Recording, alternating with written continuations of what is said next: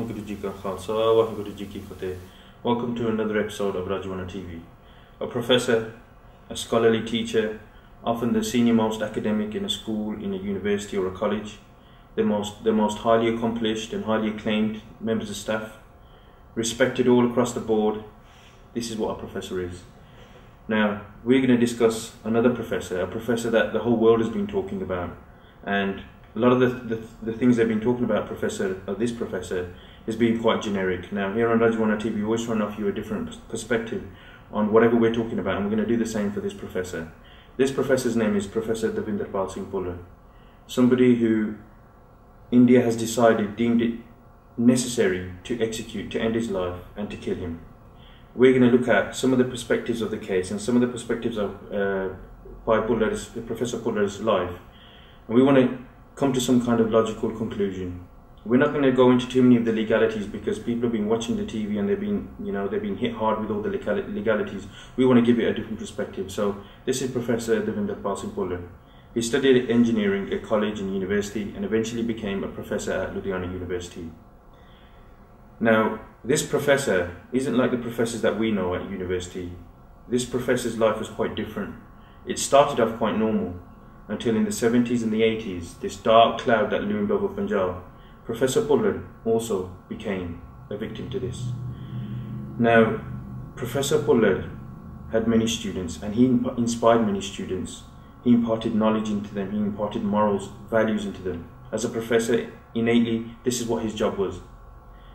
What Professor Bhullar started seeing was students going missing from universities.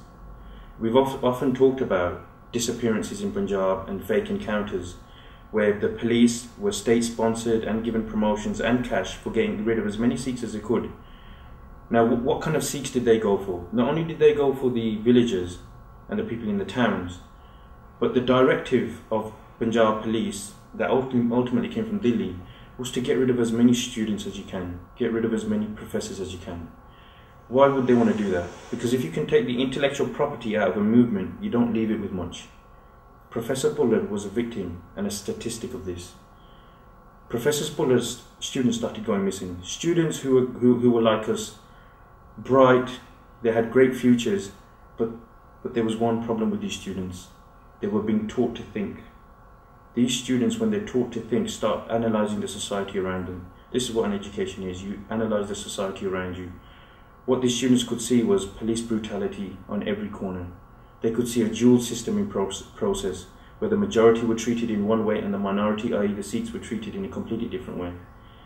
They could see how the killings of fellow Sikhs was being legalised under the National Security Act, under TADA, under the 59th Amendment to the Indian Constitution, how the Gurdwara were being reduced to rubble under the Armed Forces Special Powers Act. So they start asking questions. When they started asking questions, they started going missing. Officers like Sameed Saini and Swarn Gordana, SSPs at the time, their directive was to go into colleges and not only take the students, but start taking the professors. A colleague by Professor Bhullar, Professor Gill, who was also working in the college at the time, he went missing. No one ever saw him again. So Professor Bhullar starts probing and prodding, and he starts asking questions. Where are these students gone? Have they been thrown in a river? Are they in a illegal cremation ground?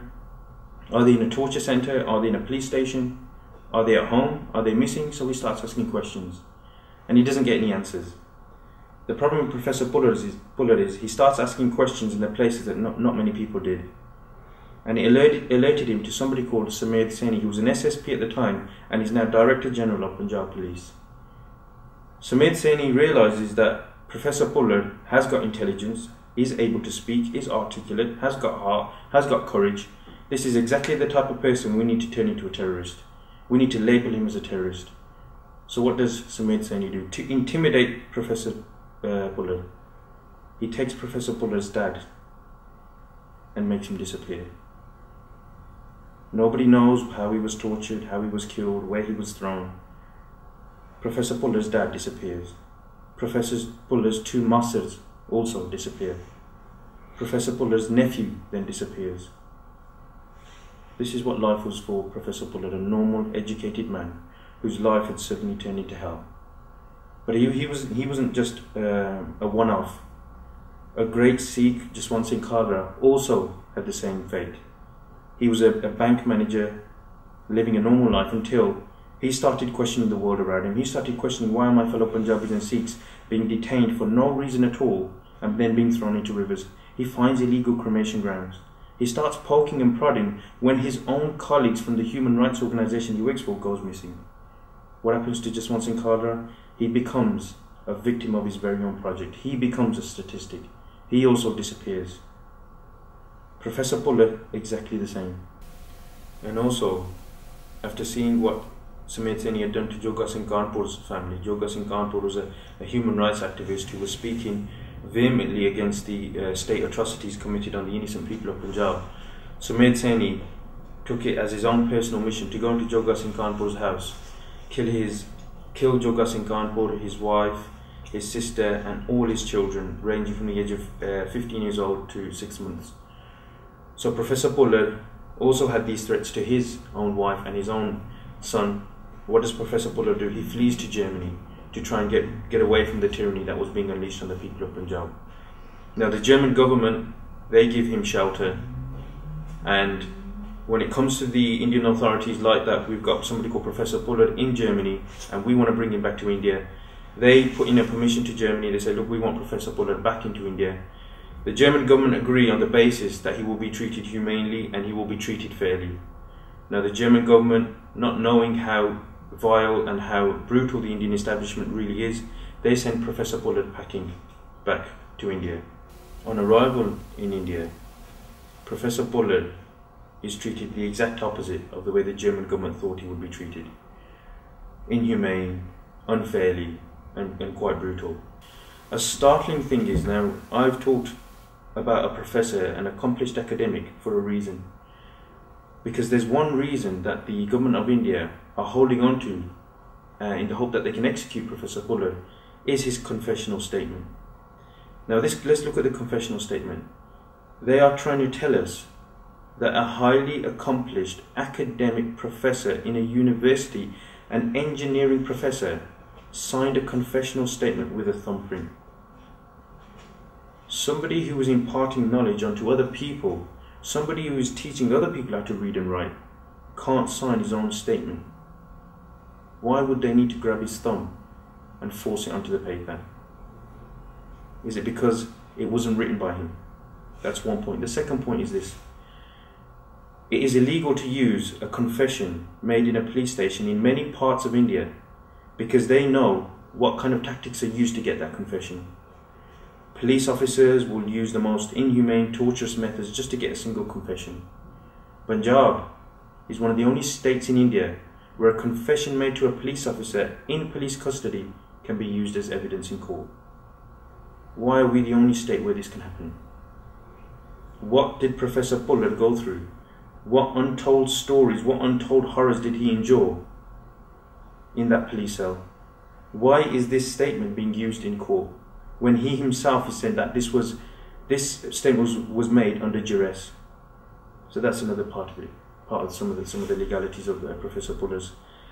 Justice Shah, the presiding judge in the Supreme Court, where 3 judges sit on the bench, Justice Shah, who was the main judge, completely disagreed with Professor Bhullar's case and said there isn't even a shred of evidence to suggest that this man was part of this assassination attempt. There isn't even a shred of evidence. Yet Professor Bhullar still may hang. Look at the time it's taken for the appeal to take place. Professor Bhullar comes back. He's been in jail in India from 1995 to the present day, over 18 years. That's a life sentence in itself. Yet they still want to execute him. Still want to execute him. What about the sword that's been dangling over his head for the past 18 years? What mental torture has that put on Professor Bhullar? Isn't that enough of a punishment?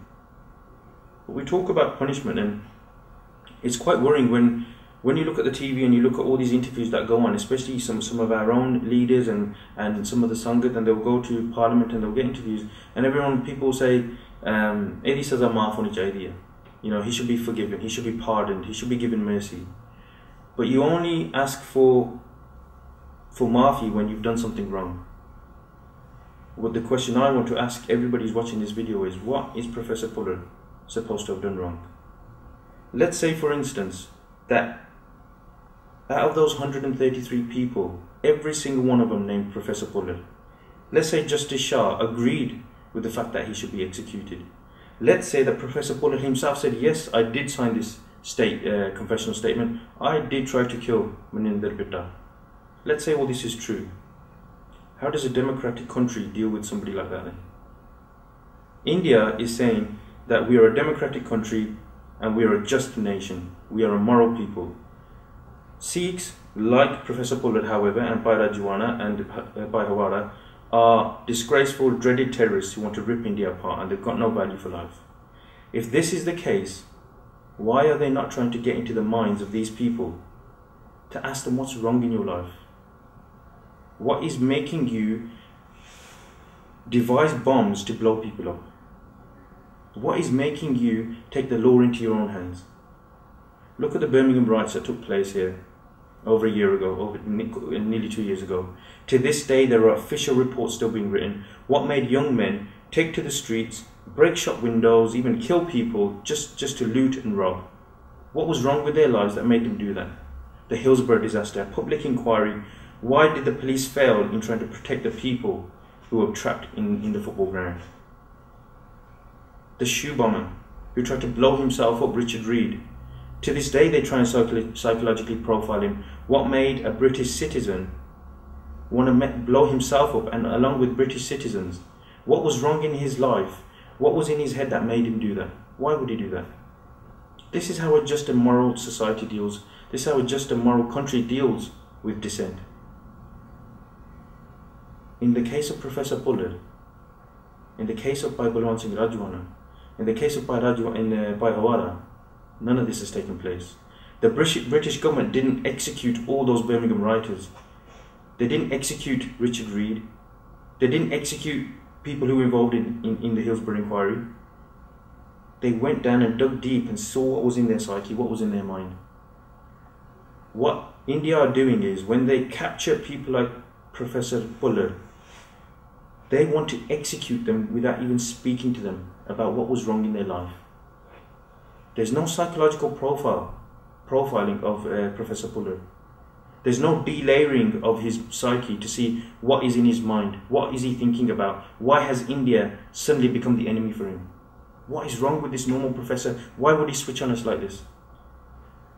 The reason why they don't have this delayering, the reason why they don't have this psychologically profiling of people, the reason why they don't want to get into the psyche and the mind of somebody like Professor Bhullar or Bhai Rajoana, is because it's not Khalistan or Khalistanis that the problem is.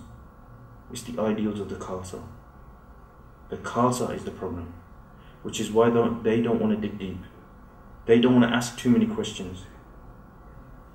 Khalistan has become a rosy, cozy, warm, safe word to legitimize the killing of one type of people and ultimately legalize it. Even the media, the Indian media haven't picked up on this point. Any media that's coming out, it's the dreaded Khalistan Liberation Force, KLF terrorist, the Khalistani militant. The media is rampant, Indian media is rampant with these kind of labels about Professor Bhullar. But what about talking about a normal guy from Punjab who's teaching kids, who's a university professor? What about that? Why aren't people talking about that aspect of his character? And even if they are talking about the KLF, the Khalistan Liberation Force, what really inherently is wrong with that? The Khalistan Liberation Force was headed by many educated, bright young individuals who took it upon themselves to leave the comforts of their life to protect the honour of sisters and mothers who were being raped, gang raped in police stations during Operation Shuddhikaran. You had generals, you had bright young men like Avtar Singh Brahma, like Gurjant Singh Budh Singhwala, like Arur Singh. These people became like the Robin Hoods of Punjab. So this KLF thing that they're trying to smear, that KLF, do your own research into the KLF. Look at what life was like for these young men, why they had to establish these organisations in defiance in front of state terrorism. So even the media haven't picked up on the point that Professor Bhullar is a professor, he's a man, he's a human being, he's got a family. They haven't picked up on any of this. He's just a dreaded terrorist. Even when the evidence against him doesn't make sense, he's still a dreaded terrorist. But should we be shocked by this? India calls itself a democratic nation, yet all of their media is state-owned. A democratic country is one like this one, like the UK, where you've got private companies, where you've got people who have the ability to start their own newspaper whenever they want. I could start a newspaper today. If I was in Punjab, if I was in India, I'd have to apply for a license. And if the government didn't agree with what I was saying, they'll destroy it. This is what India calls a democracy. This is how they've legitimized our killings. Not only have they legalized them with some of the acts that I've talked about, they've legitimized it by dehumanizing Sikhs in the media. Professor Bhullar is a perfect example of how one person can be dehumanized in the media and make it legitimate and make it acceptable to end his life. And then we look towards us, and a lot of us are fixated on the sentence. You know, people are talking about, you know, we should commute his death sentence to life imprisonment. Oh, he shouldn't be hung. We are fixated on the actual sentence, the ability of the Indian establishment to take his life. But what about exposing the system that got Professor Bhullar there in the first place? What about exposing that system? Shouldn't we be concentrating on a system that made it legal to rape Sikh girls during Operation Shuddhikaran? Shouldn't we be exposing a system that made it legal to kill young Sikh men during Operation Woodrose and Operation Shanti? Shouldn't we be exposing a system that made it legal to bring 12 2-ton tanks into Sri Harmandir Sahib and blow it to pieces? Shouldn't we be exposing this system? Shouldn't we be exposing a system that has legalized and legitimized the physical annihilation of one community instead of being fixated on his death sentence? And when we talk about the system, let's look at the dual system that's in place. To rub salt in the wounds of the Sikh community, Jagdish Tytler, a known butcher of Sikhs, an MP at the time, during November 1984, during the Delhi Sikh massacres, he has been implicated by thousands of people as somebody who was organising the mobs who were killing innocent Sikhs, raping innocent Sikh women, killing innocent Sikh children, burning Gurdwara. He has been implicated by thousands of witnesses. Some are even sitting in New York for fear of Jagdish Tytler. Yet after many Nanavati and Misra commissions and after many Supreme Court and CBI investigations, he's been given a clean chit. Nothing has happened to him. In fact, he's become a union minister after such killings. Professor Bhullar, on the other hand, where not one eyewitness account, not one eyewitness evidence exists, Supreme Court judge says it shouldn't happen, the presiding judge. His confession is from a thumbprint. It's taken 10 years to appeal and to give him his death sentence. And God only knows what kind of mental and psychological torture and physical torture he's gone through in this period. Yet he is being sent to the gallows. Look at this dual system. It's a dual system that's in front of our very eyes, but this dual system has existed since 1947. We need to look at this system. We shouldn't just become fixated on the sentence. Yes, we want to save Professor Devinder Singh Bhullar, but we want to expose that system while we're doing it. We don't want to just say Professor Bhullar, and let's say Delhi agrees, right, Professor Bhullar, we've tortured you to death, we've annihilated your mind, there's nothing left of you, you can walk free now. Let's say that does happen. Will us Sikhs start jumping up and down and saying, yes, we've won? Let's not forget that these butchers, these killers of our people, are running the government. And they continue to run that government. And then we look towards ourselves. And I say when we look towards ourselves, when we talk about the sentence, we also need to look towards ourselves. When we look at where our voice is, where is our Supreme Court? We're talking about the Supreme Court of India that's legalised our killings. What about our Supreme Court, Sri Akal Takht Sahib? We urge the Jathedar to find his voice, because he's made a statement to say the Sikh sentiments have been hurt by this, by the sentence of P.Bhullar. Is that all? Is that all we're going to get from Jathedar of Sri Akal Takht Sahib? Is that we are heard?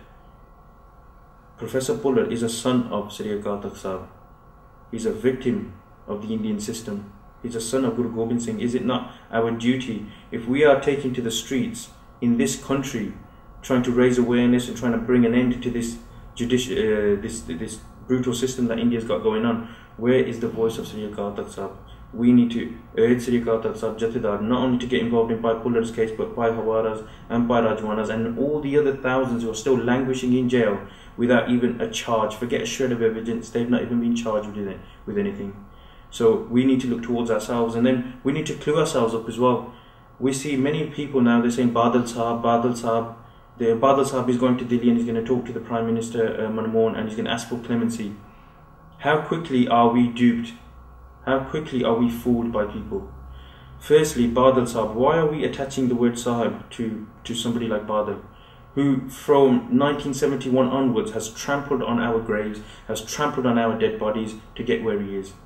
He's allowed the killers of the Sikhs from 1971 to the present day to run free. And there's no bigger example of this, and there's many examples, and there's a video coming on Badal very soon, so I'm sure he'll be watching that. But Sameed Saini, he's appointed Sameed Saini, somebody who killed Professor Bhullar's father, both Massa's nephew, who threatened to kill his wife and his children, made Professor Bhullar's students disappear. He is now the protector of law and order in Punjab, and this is Badal's doing. So Badal goes to Delhi and seeks clemency. People think, wow, look, he's trying to save Professor Bhullar, just like last year. Why has he then given 45 divisions of the Border Security Force permission to enter Punjab? On the one hand, he's allowing the army to come in and intimidate us and let us know that, you know, if you raise your voice again, if Bhullar is that dear to you and you want to raise your voice, we'll bring the 80s back. So the army comes rolling in, yet he goes to Delhi and he's seen as the saviour. Even people here call him Badal Sahib. We attach the word Sahib after our gurus and our shaheeds. Nobody else. Somebody like Badal is a killer of the Sikhs, and the worst thing is, he looks like us, he sounds like us, so we're easily fooled. So we need to wake up on something like Badal. A video is coming for you very soon. So get ourselves clued up. Look at the dual system that's in place. And some of the concluding comments about Professor Bhullar. If we look at even the film Sada Haq, look at the travesty of our situation. Badal bans the film Sada Haq because he said it will destroy Aman Shanti Panghonia, which means that it will destroy the peace and order that is in Punjab. Yet at the same time, they don't even think about what Sikhs will go through if an innocent young person, Professor Bhullar, is executed. What will happen to law and order then? Do they care? Do they care about this peace in Punjab? For a film, they're willing to ban it that shows 10% of what happened to us. They're willing to ban that to keep law and order and keep peace, yet they're willing to execute innocent Sikhs and not even care one iota of the peace. But what peace are these people talking about? What peace in Punjab is there? Is it peaceful because you can't hear bullets and you can't see tanks and you can't hear the shrieks of young women as they're being gang raped? Is it peaceful because you can't see army checkposts? We are flooded and we are being obliterated by alcohol abuse, by drugs, by female feticide, by fake babbe, by no industry in Punjab, and everybody's leaving. We are being killed off by farmer suicide. We are being killed off by destroying Punjab's economy. What peace are they talking about? So again, look at the wolves in sheep's clothing, and don't be duped into thinking that Professor Bhullar's execution is somehow going to destroy the peace in Punjab, because we haven't been peaceful for 30 years. The horrors of what they've done to us continue to haunt us to this day. What message are they giving to the people of Punjab by flooding it with army personnel? The army is there to fight an aggressive force, it's there to protect the borders. When do you send an army into a civilian, into a democratically elected state, part of the Union of India? Why do you need to send the army in? Just for a civilian protest? Just to let you know that if you take to the streets once Professor Bhullar is executed or Rajoana is executed, that we've got guns waiting for you. Jasbal Singh was made shaheed by the police last year, just to send out a message that if you've got any sort of honour, if you've got any sort of courage, then we've got bullets for you. But now they're sent in the army. What message are they giving to us then? Why do you need to send the army into a civilian, into a democratically elected state? Why do you need to do that? Is this intimidation at its worst? Is this how a democratic country deals with its people, its civilians, who are legitimately got a voice and they want to voice it because it's the government that are doing something wrong? What message are they giving to us? And another thing, and this is when I sort of, it came into my mind when I was looking at all these things about Professor Bhullar, and the thought came to me. I thought, in the 80s, at least the Indian government had some sort of shame in killing us. They used to do it behind closed doors. They used to do it in fields and then dump the bodies in rivers. They used to torture us and kill us in CIA torture centres like Jitadar Gurdev Singh Konke, the spokesperson of the Sikh community. He died in a CIA torture centre. They used to throw our bodies into the rivers, or they used to cremate them at night in illegal cremation grounds. At least they had some shame in killing us. Now, to this day, 30 odd years later, they want to kill us on a world stage. They want to execute a Sikh on a world stage without a shred of evidence. The government hasn't moved on. They want us to move on. Yet they keep on killing. And the killing getting worse, more unashamed, more blatant and more brutal. It's not Professor Bhullar that will be executed. It will be an execution of our people, of us. It will be an execution of our morals. It will be an execution of our honour.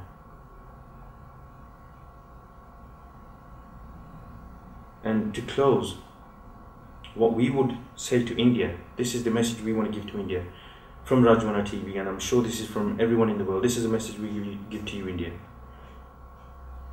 Even though we know Professor Bhullar is an innocent man, he's innocent, you as the Indian establishment are not. And anybody who executes Professor Bhullar is a guilty man, is a guilty person, and your system is guilty.